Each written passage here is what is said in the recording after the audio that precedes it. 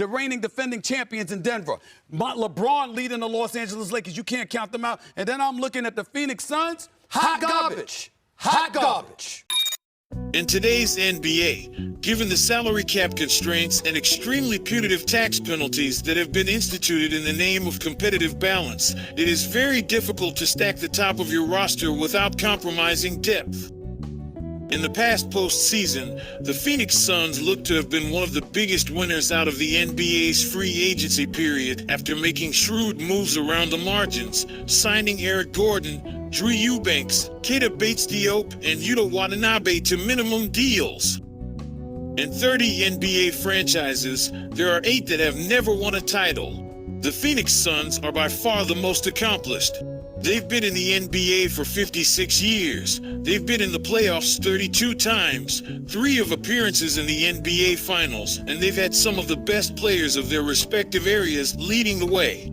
Though at the end, no Larry O'Brien trophy. That was supposed to change this regular season and beyond. The franchise got much needed new ownership, eager to spend and win. Durant got a new head coach and a new big 3 with Devin Booker and Bradley Beal. But in spite of all of that, there's still a rumbling noise of frustration around the organization with how the team has played. The Suns opted for the old super team route when they traded for Kevin Durant and Bradley Beal. As a result, Phoenix's bench, and even the bottom part of its starting lineup, is shaky at best, and with Beal having missed so much time, the Suns are currently outside of the playoffs picture. Guess who's reportedly not happy with the roster? What is the temperature inside Phoenix right now? Well, start with Kevin Durant. You talk to people in Phoenix and around that organization, you know, they can feel the frustration with Durant. Part of that certainly is the missed games for Brad Beal. This team was built around those 3 stars. Kevin Durant reportedly frustrated with the situation in Phoenix. The Suns have been nothing short of an injury-riddled disappointment this season, and the front office is reportedly feeling the heat from Kevin Durant. Kevin, another night where the three-point line was the difference. What do you guys need to improve with your defense there beyond the 9 for Brunson? Well, shooters get up into him and make him dribble. Like what's his name?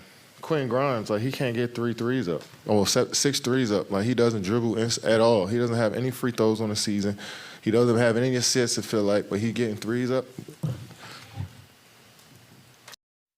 Bradley Beal has barely played this season due to injury and has wildly underperformed his star status when in the lineup.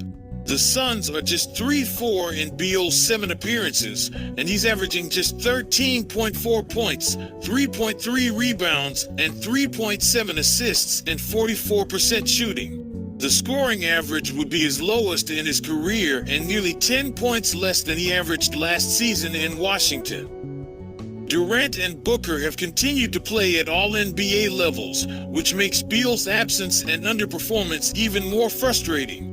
On a personal level, Durant pushed for Beal to come to Phoenix, making things a little more awkward. I just want to be aware on making decisions, who should be on the team. I give my suggestions and input, and hopefully they take it in and value my opinion. But if they don't, I still come to work and do my job. Durant told Vincent Goodwill of Yahoo Sports, "The Suns always knew they were building one of the most top-heavy rosters in NBA history. Having only 2 of the 3 stars available makes the whole house of cards crumble. If Beal can stay on the floor for the second half of the season, the Suns should turn things around. If not, or if Durant or Booker goes down, this Suns team could go down as an expensive disappointment." The Suns was built around Durant, Beal, and Booker. The underwhelming supporting cast that comes from those massive trades for Durant and Bradley Beal that really gutted the organization and left them having to sign a lot of minimum players to fill out the payroll. And then understanding that lacked the assets, the draft picks, the trade capital to go out and really improve this team. This is something they're going to have to manage in Phoenix with Kevin Durant. We've seen it before. It's a stark reminder of how short of a window and how this team must win big, and they must win big quickly based on how it was constructed and having a healthy Kevin Durant that's still playing at an all-NBA level. There's a lot at stake for this organization, and it needs to change immediately. Durant has a history of getting antsy with his teams, particularly his time in Brooklyn, where he requested a trade, then took it back, then called for the coach and GM to be fired, then finally got traded to Phoenix anyway. Context is important.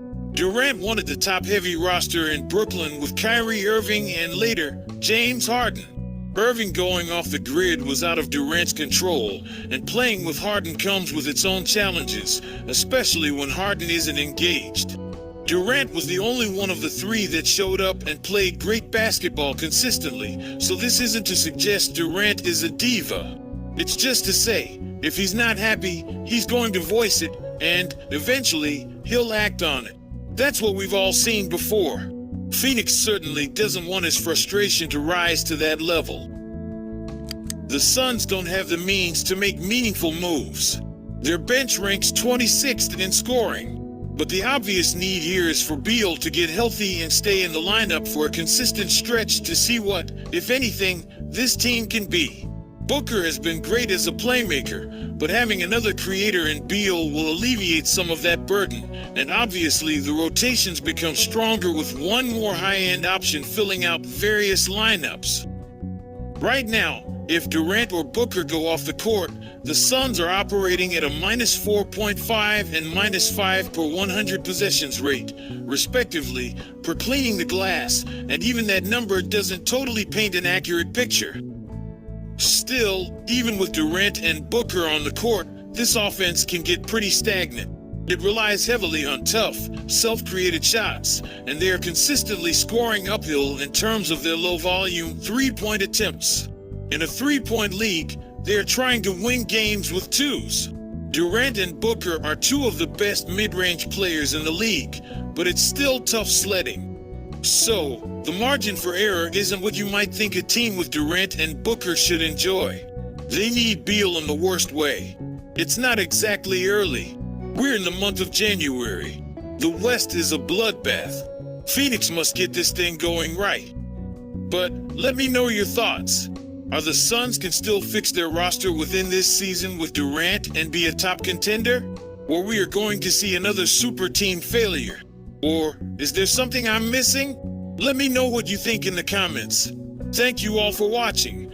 I hope you all enjoyed it, and I'll catch you all in the next one.